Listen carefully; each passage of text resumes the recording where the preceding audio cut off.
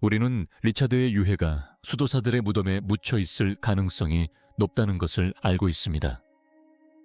살아있는 사람들의 DNA를 분석하고 비교해본 결과 그와 유사해 보이는 누군가의 빈을, 유해를 발견했습니다. 수세기 동안 미스터리와 소문에 휩싸였던 리처드 3세의 정체가 마침내 과학의 손을 거쳐 밝혀졌습니다.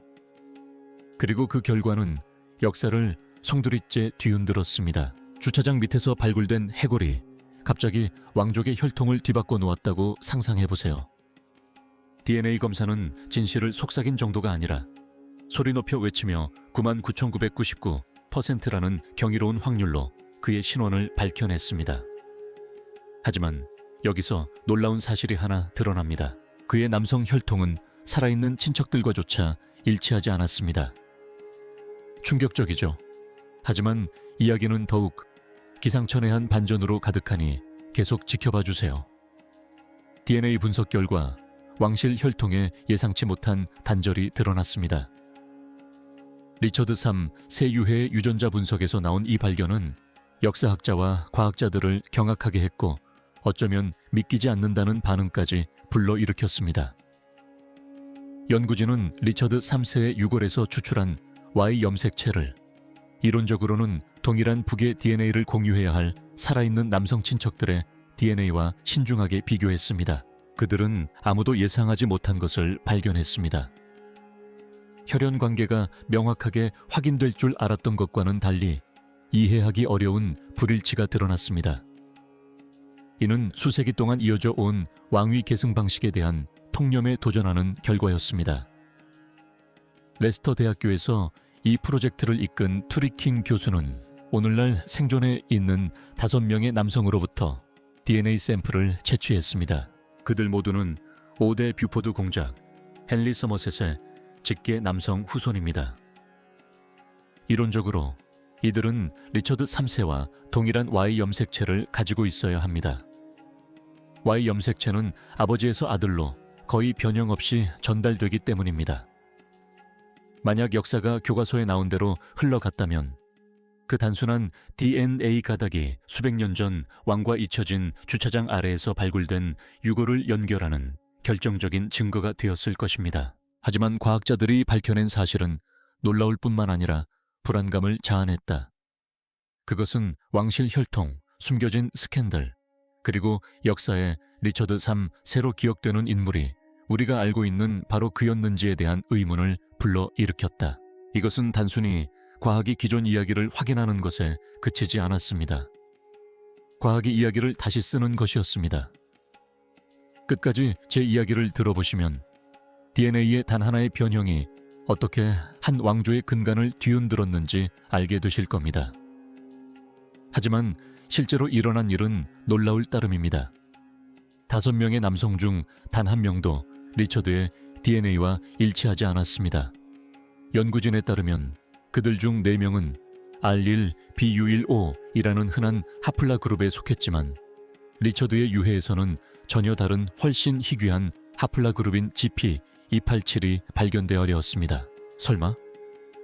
그들은 수세기 동안 혈통에 관한 이야기가 역사책에 쓰인 것처럼 단순하지 않았을지도 모른다고 생각했다. 과학자들은 이를 가짜 친자 확인 사건이라고 불렀는데 다소 의학적인 용어처럼 들릴지 모르지만 본질적으로는 가계도의 아버지로 등재된 사람이 실제로는 생물학적 아버지가 아니라는 것을 의미합니다. 역사상 이런 일이 얼마나 자주 일어났을까요? 킹과 조블린 같은 연구자들은 자신들의 연구에 따르면 과거 세대의 친자 확인, 오류율이 1%에서 4.5% 사이였을 수 있다고 지적했습니다. 많은 역사학자와 유전학자들이 세대당 약 2%의 비율로 이러한 사건이 발생한다고 보는 경향이 있기 때문에 19세대쯤 후에 이러한 사건이 발생할 가능성을 계산해보면 리처드 3세와 보우포트 후손 사이의 정확한 거리는 약 16%로 나타났습니다. 간단히 말해 그 세기 동안 남계 혈통에 단절이 발생했을 가능성이 있을 뿐만 아니라 충분히 그럴듯하다는 것입니다. 더욱 흥미로운 점은 검사 대상이었던 서머셋 출신 남성 5명 중 1명이 전혀 다른 하플라 그룹인 I, M170에 속하는 것으로 밝혀졌다는 것입니다. 이는 또 다른 잘못된 친자 확인 사건이 훨씬 최근, 아마도 지난 4세대 이내에 발생했을 가능성을 시사합니다. 이 발견만으로는 혈통이 얼마나 취약하고 예측 불가능한지 누군가 잠시 멈춰 생각하게 만들기에 충분하지 않았을까요? 이 발견의 파급 효과는 연구실을 넘어 역사 속으로까지 퍼져나갔습니다. 역사가들은 오랫동안 사람들이 회피해왔던 바로 그 질문들을 던지기 시작했습니다. 만약 이 유전적 단절이 존 오브 카운트와 리처드 3세 사이에 중요한 5세대 동안 발생했다면 그것은 영국 왕위에 어떤 의미를 갖는 것일까요? Y 염색체 역시 유전 방식이 매우 간단합니다. Y 염색체에는 남성성을 결정하는 유전자가 있습니다. 따라서 남성 계통으로만 유전됩니다. 결국 에드워드 3세와 존 오브 카운트 사이에 분열이 일어났다면 랭커스터 왕조 전체의 정통성이 의심받게 되는 것이었다. 이는 헨리 4세뿐만 아니라 그의 아들 헨리 5세 그리고 손자 헨리 5세, 6세에게까지 영향을 미칠 수 있었다. 게다가 그 파장은 더욱 커져 튜더 왕조의 기반마저 뒤흔들 수 있었다. 튜더 왕조의 왕위 계승권이 부분적으로는 존 오브 카운트의 후손이라는 점에 근거했기 때문이다. 그 사실이 드러났을 때 어떤 파장이 일어났을지 상상해보라. 영국 역사상 가장 유명한 군주들 중 일부가 법적으로 통치할 권리가 없었을지도 모른다는 가능성은 과연 무엇이었을까? 이는 학자들을 매료시키면서도 동시에 불안하게 만드는 흥미로운 생각이었다. 케빈 슈러 교수는 하나의 역사적 수수께끼가 풀린 듯했지만 곧바로 또 다른 수수께끼가 드러나는 것 같았다고 지적했습니다. 마치 껍질을 한 겹 벗겨내자 훨씬 더 깊은 미스터리가 나타나는 것과 같았습니다. 이것이 바로 역사의 본질이 아닐까요? 우리가 확신했던 것이 결코 생각만큼 확고하지 않을 수 있음을 일깨워주는 것 말입니다. 이번 연구 결과는 군주제와 정통성뿐 아니라 우리가 가족, 상속, 그리고 정체성을 어떻게 이해하는지에 대한 논쟁을 불러일으켰습니다. 어떤 이들은 왕관조차 불확실성에 물들 수 있다면 각의 기록이 그렇게 꼼꼼하게 보관되지 않는 일반 사회는 어떨까 하고 의문을 제기했습니다. 또 다른 이들은 이번 발견이 왕실 구성원들을 인간적으로 조명하며 왕관과 왕좌 뒤에 있는 그들 역시 다른 사람들과 마찬가지로 운명의 굴곡과 비밀, 예상치 못한 사건들을 겪는 평범한 사람들이라는 사실을 세상에 일깨워 주었다고 평가했습니다. 이처럼 리처드 3세의 유전적 이야기는 단순히 한 왕의 정체를 밝히는데 그치지 않았습니다. 역사가, 과학자, 그리고 대중은 혈통이라는 개념 자체를 제고하게 되었고 과거에 대한 우리의 믿음 중 얼마나 많은 부분이 확고부동하며 얼마나 많은 부분이 아직 밝혀지지 않은 채 남아있는지 다시 한번 질문하게 되었습니다. 한때는 상상조차 할 수 없었던 이 질문이 이제 그 어느 때보다 큰 소리로 다시금 제기되고 있습니다. 만약 리처드 3세의 혈통이 겉으로 보이는 것과 달랐다면 그 후계자들은 어땠을까요? 영국을 영원히 바꿔놓은 튜더 왕조의 근간 자체가 흔들리는 것일까요? 끝까지 들어보세요. 그 답은 우리가 왕위에 대해 알고 있다고 생각했던 모든 것을 뒤집어 놓을지도 모릅니다. 튜더 왕조의 왕위 계승권이 불법적인 것일까요? 리처드 3세의 유해 발견과 그에 따른 DNA 검사 결과는 수세기 동안 이어져온 왕실 역사의 의문을 제기하는 충격적인 사실을 드러냈습니다. 과학자들이 리처드의 Y 염색체가 현존하는 남성 직계 후손의 염색체와 일치하지 않는다는 사실을 확인했을 때 이는 큰 호기심과 논쟁을 불러일으켰습니다. 사람들은 이것이 왕위 계승, 특히 튜더 왕조에 어떤 의미를 갖는지 궁금해하기 시작했습니다. 1485년 보스워스 전투에서 리처드 3세를 물리치고 헨리 2세로 즉위한 헨리 튜더는 항상 에드워드 3세와의 혈연 관계를 주장해 왔습니다. 하지만 DNA 검사 결과 그 혈통에 단절이 있다면 그의 왕위 계승권에 의문이 제기되는 것은 아닐까요? 사람들은 튜더 왕조 전체가 불안정한 토대 위에 세워진 것인지 의문을 품게 되었습니다. 왕실 가계도를 추적할수록 문제는 더욱 흥미로워졌습니다. 리처드 3세와 헨리 튜더는 모두 에드워드 3세에게서 혈통을 이어받았다고 주장했지만 가문의 분파는 서로 달랐습니다. 헨리 8세의 혈통은 에드워드 3세의 아들인 존 오브 가운트의 후손인 뷰포트 가문을 통해 이어졌습니다. 표면적으로는 간단해 보였지만 DNA 검사 결과는 그렇지 않았습니다. 만약 에드워드 3세와 존 오브 가운트 사이에서 유전적 단절이 발생했다면 랭커스터 왕가의 정통성에 의문이 제기될 것입니다. 그리고 존 오브 가운트 자신이 에드워드 3세의 아들이 아니라면 헨리 4세, 헨리 5세, 헨리 5세, 6세, 그리고 결국 헨리 7세에 이르는 모든 왕위 계승권이 약화될 것입니다. 그렇다면 헨리 8세의 왕위 계승권은 혈통이 아닌 다른 것에 근거했을 가능성이 있을까요?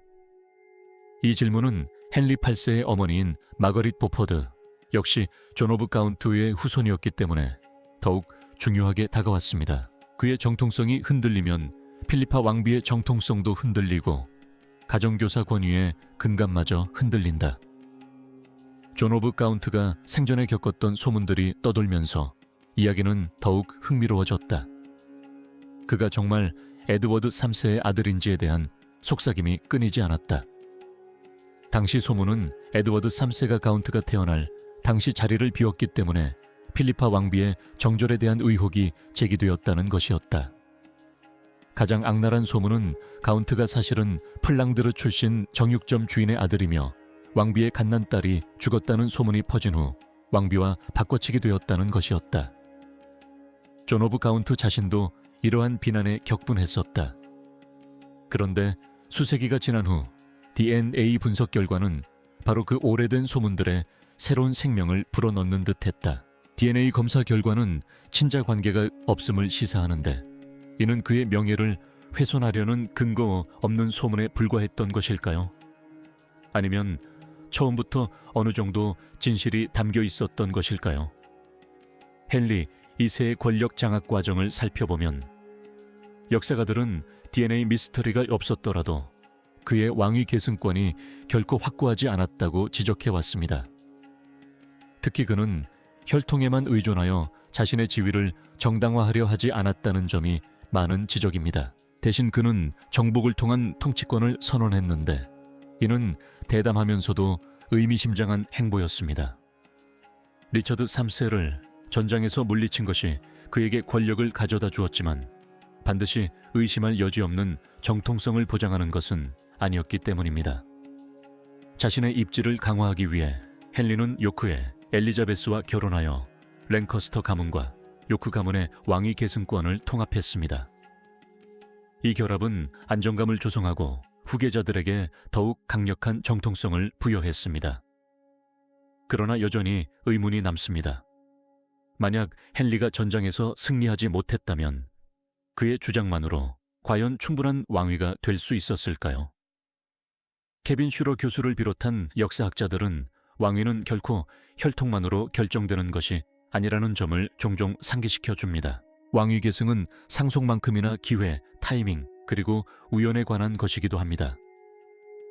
왕위는 수많은 우여곡절과 전쟁, 그리고 정치적 책략을 거쳐왔기에 순수한 아버지에서 아들로의 혈통 계승만이 유일한 결정 요인이었던 적은 거의 없습니다. 오늘날에도 전문가들은 현재의 왕위 계승이 이러한 고대의 유전학적 발견에 영향을 받지 않는다는 데 동의합니다. 결국 수세기에 걸친 결혼, 비밀조약, 그리고 잔혹한 권력 투쟁은 오늘날 우리가 알고 있는 군주제를 형성했을 뿐만 아니라 여전히 사람들의 관심을 끄는 거대한 유산을 만들어냈습니다. 그런데 여기에 반전이 있습니다. 현대 과학의 단 하나의 발견, DNA 가닥 깊숙이 숨겨진 그 발견이 갑자기 우리가 생각했던 것처럼 역사가 확고부동했던 것인지 의문을 제기하게 만듭니다. 연구자들이 리처드 3세에 대한 유전학적 진실을 밝혀냈을 때 그것은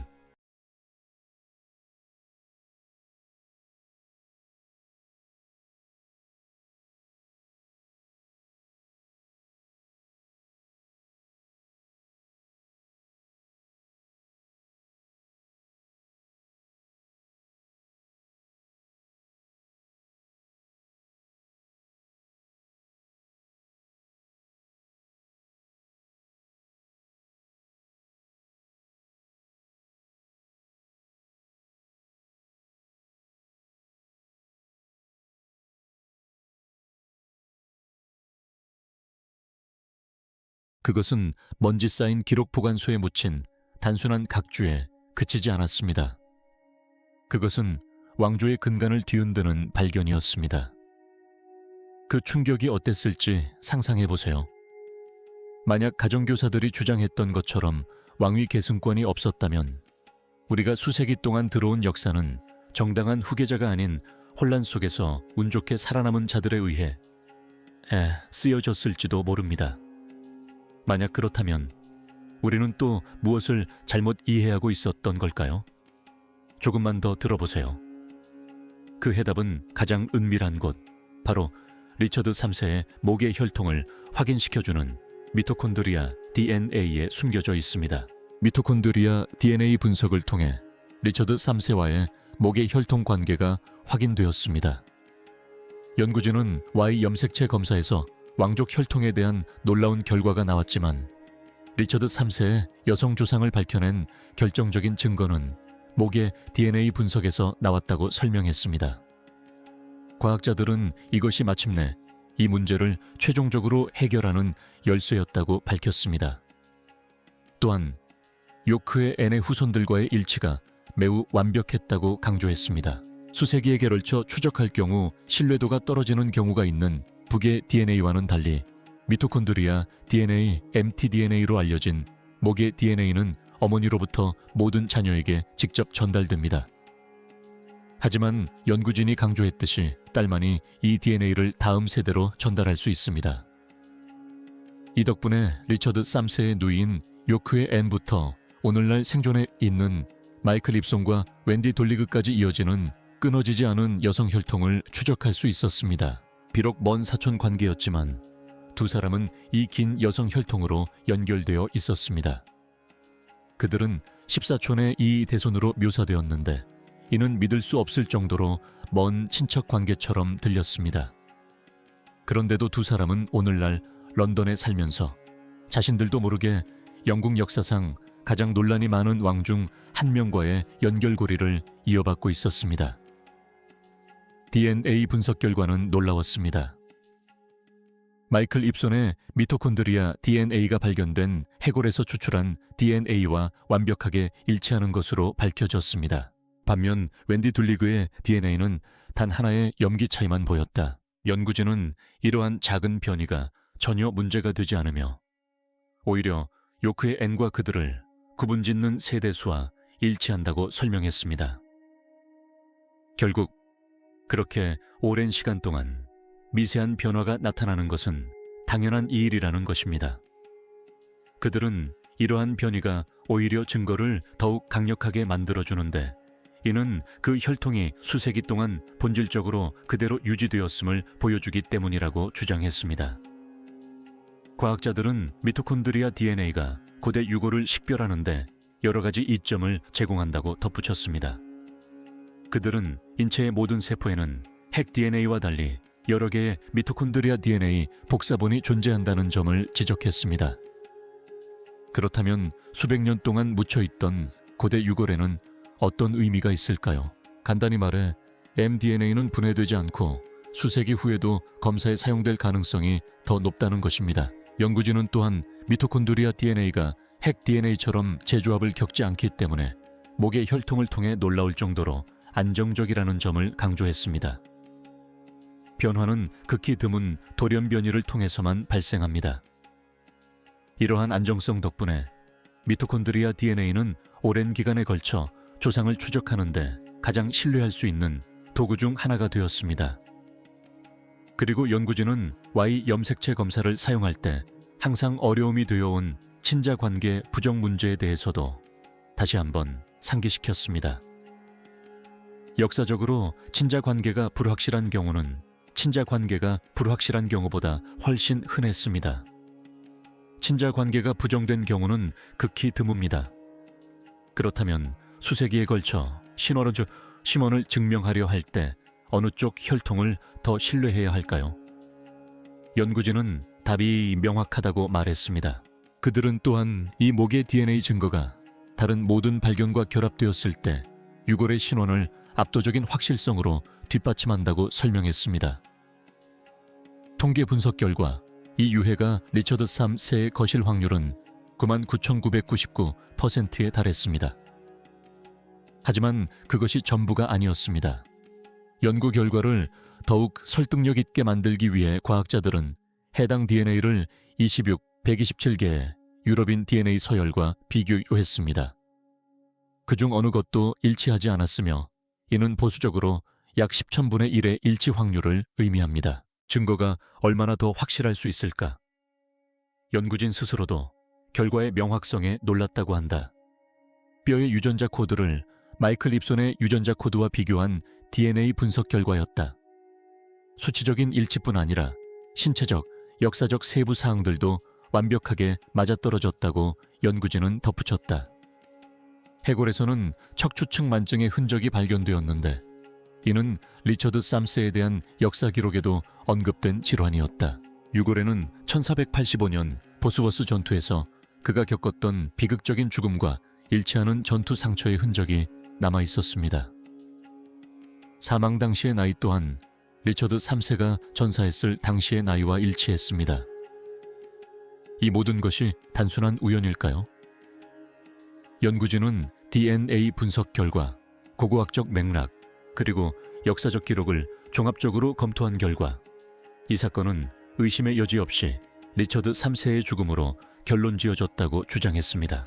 그들은 이를 역사상 가장 놀라운 미스터리 해결 중 하나로 묘사했습니다. 리처드 3세는 500년 넘게 행방불명 상태였습니다. 그의 명성은 셰익스피어의 희곡, 전설, 그리고 정치적 선전으로 형성되었지만 그의 실제 시신은 역사 속에서 자취를 감췄습니다. 사람들은 수세기 동안 그의 매장지와 유해를 찾을 수 있을지에 대해 추측해왔습니다. 그런데 마침내 과학이 나서서 해답을 제시한 것입니다. 이 사건은 사람들에게 수백 년 묵은 미스터리가 이렇게 명확하게 해결되는 것을 우리가 얼마나 자주 볼 수 있을까라는 질문을 던지게 했습니다. 생존한 두 후손인 마이클 입손과 웬디 둘리그에게는 그 경험이 비현실적이었을 것입니다.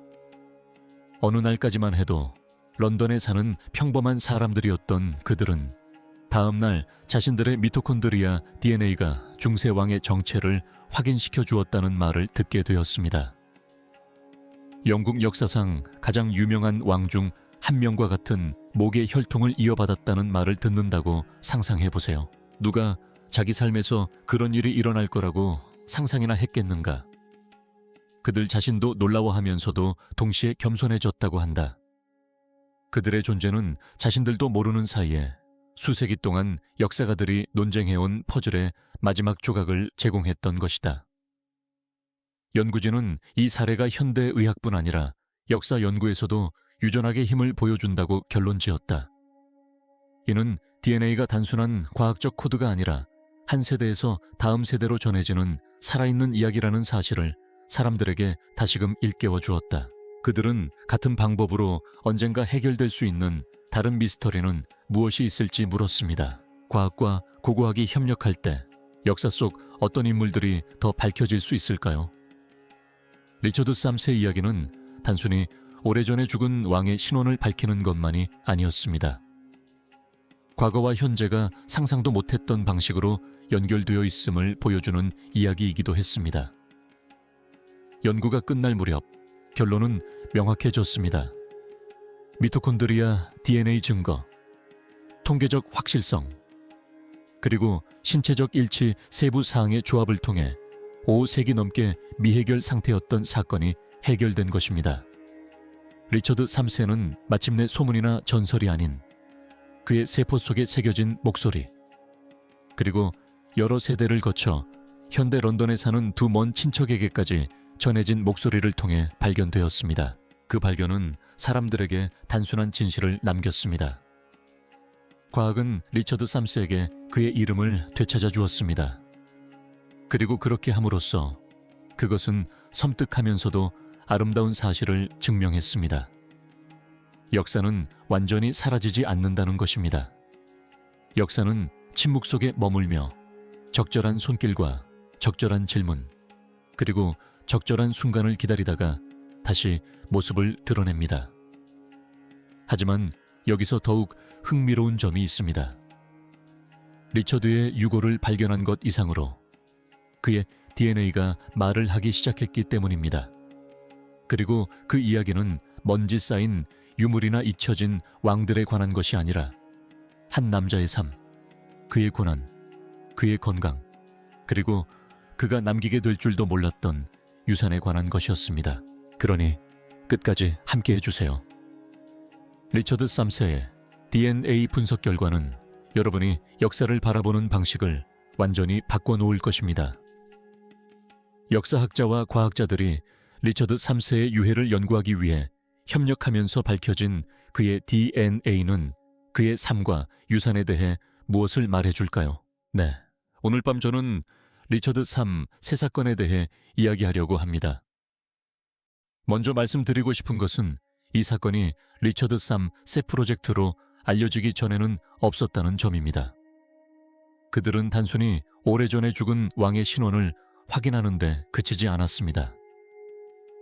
그들은 영국에서 가장 논란이 많은 통치자 중 한 명인 리처드 3세의 실제 모습과 삶의 경험을 들여다보는 창을 열고자 했습니다. 사람들은 늘 셰익스피어의 희곡이나 튜더 왕조 시대의 선전물을 통해 리처드 3세를 상상하도록 강요받아 왔습니다. 하지만 실제 증거는 무엇을 말하고 있었을까요? 그의 유해에 대한 유전자 분석은 단순한 과학적 각주 이상의 의미를 지니게 되었습니다. 이는 세상이 그를 이해하는 방식을 근본적으로 바꾸는 강력한 계기가 되었습니다. 사람들은 그동안 경멸하도록 교육받아온 그 인물이 역사책에 기록된 대로 생김새와 삶을 살았는지 스스로에게 질문하게 되었습니다. 그의 이미지가 신체적 사실이라기보다는 정치적으로 만들어진 것이었을 가능성이 있을까요?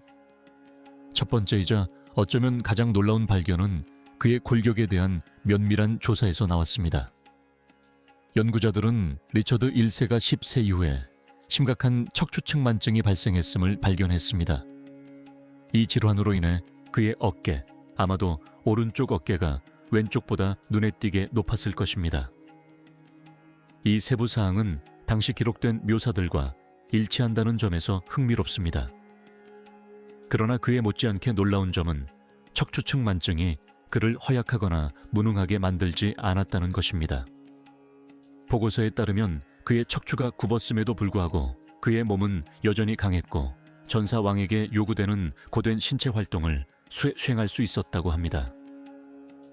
그렇다면 그를 약하고 기형적인 인물로 묘사한 이미지는 과장된 것이거나 심지어 그의 명성을 훼손하기 위해 치밀하게 조작된 이야기였을 가능성은 없을까요? 증거는 바로 그러한 가능성을 시사합니다. 많은 사람들이 가장 주목한 것은 뼈에서 드러나지 않은 사실들이었습니다. 팔이 위축된 흔적은 전혀 없었고 셰익스피어가 생생하게 묘사했던 기형적인 모습도 찾아볼 수 없었습니다. 오히려 해골은 전혀 다른 모습을 보여주었습니다. 어깨가 비대칭이라 눈에 띄었을지 모르지만 그 외에는 건강하고 싸움에 전혀 지장이 없었던 사람이었습니다. 이 단순한 사실 하나만으로도 수세기 동안 이어져 온 신화가 뒤집히는 듯 다 됐습니다. 사람들은 왜 그의 적들이 그를 내면과 외면 모두 뒤틀린 인물로 묘사하려고 그토록 애썼는지 의문을 품게 되었습니다. 스승들이 왕위 계승권을 더욱 정당화하기 위해 그를 괴물처럼 그려야 했던 것일까요? 이러한 생각은 더 이상 무시할 수 없게 되었습니다. 유전자 분석은 한 걸음 더 나아가 그의 건강뿐 아니라 외모까지 밝혀냈습니다. DNA 증거는 리처드 3세가 거의 확실히 푸른 눈을 가졌을 것이라는 사실을 보여주었습니다. 또한 어린 시절엔 어렛는 금발이었을 가능성이 높다는 것도 보여주었습니다. 물론 시간이 흐르면서 금발이었던 머리카락이 흔히 그렇듯이 갈색으로 변했을 가능성도 있습니다. 이 발견은 특히 그의 사후 오랜 시간이 지나 그려진 초상화들과 비교했을 때 매우 흥미로웠습니다. 그 초상화들 중 상당수에서 그는 더 어두운 이목구비에 침울하고 거의 위협적인 모습으로 묘사되었습니다. 역사가들은 이러한 예술적 선택이 현실을 포착하려는 시도가 아니었을 수도 있다는 점을 깨달았습니다. 오히려 그의 이미지를 악당이라는 이야기에 맞춰 유지하려는 가정교사의 의도를 반영한 것으로 보입니다. 그렇다면 DNA 증거가 그가 그러한 초상화들과는 상당히 다르게 생겼다는 것을 시사한다면 그의 기억 중 또 어떤 부분이 의도적으로 왜곡되었을까요? 그가 어렸을 적에는 금발이었을지도 모른다는 사실은 많은 사람들에게 중요한 의미를 지녔습니다. 사람들은 푸른 눈에 금발머리를 한 어린 리처드를 상상하기 시작했고, 이는 훗날 도시를 장식한 엄격한 표정의 남자와는 매우 다른 모습이었을 것입니다. 그렇다면 그의 시각적 기억이 정치에 의해 그토록 왜곡되었다는 것은 얼마나 이상한 일인가? 사람들은 잠시 멈춰서서 예술이 그렇게 쉽게 사람들을 오도할 수 있는지, 역사 속 다른 수많은 인물들이 진정한 모습이 아닌 풍자로 만들어졌는가 하는 질문을 던지게 되었다. 리처드의 사례는 초상화와 연극이 종종 대상 자체보다는 이야기꾼에 의해 좌우된다는 사실을 일깨워 주었다. 하지만 어쩌면 가장 강력한 교훈은 리처드의 뼈와 DNA가 개별적으로 밝혀낸 사실이 아니라 그것들이 함께 드러낸 사실에서 나왔을지도 모른다. 그의 신체적 실체를 종합적으로 보여주는 그림은 이야기가 얼마나 쉽게 정치적 이득을 위해 왜곡될 수 있는지를 보여주었다. 수세기 동안 리처드는 살인과 속임수로 왕좌를 차지한 비뚤어진 악당 곱추로 묘사되어 왔다. 하지만 과학적 증거는 그러한 이야기에 적어도 일부를 반박했습니다. 그는 사람들이 믿도록 유도되었던 것처럼 끔찍한 기형을 가지고 있지 않았습니다. 그는 적대적인 초상화들이 암시했던 모습과는 전혀 달랐습니다. 간단히 말해 그는 매우 성공적인 비방 캠페인의 희생양이었습니다.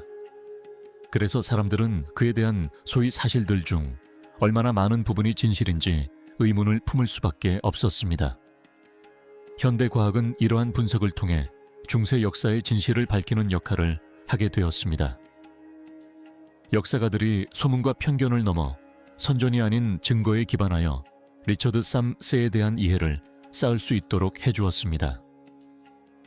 DNA와 골격 분석을 통해 수세기 동안 쌓인 잘못된 정보를 바로잡을 수 있음을 보여주었습니다.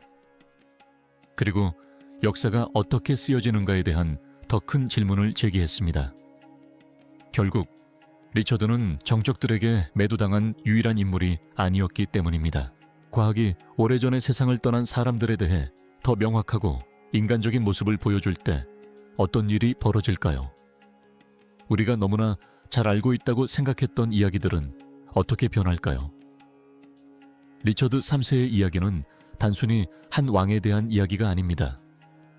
그것은 서사의 힘과 서사가 수백 년 동안 집단 기억을 형성하는 방식에 대한 이야기입니다. 가정교사들에게 리처드를 괴물처럼 묘사하는 것은 단순히 그를 모욕하는 것만이 아니었습니다. 그것은 자신들의 권력을 강화하는 수단이었습니다. 플랜테지너 왕조의 마지막 왕을 사악하고 기형적인 인물로 묘사함으로써 그들은 헨리 7세를 혼란을 종식시킨 정당한 구원자로 내세울 수 있었습니다. 셰익스피어의 희곡은 이러한 사건 해석을 더욱 증폭시켜 수세기 동안 대중의 상상 속에 각인시켰습니다.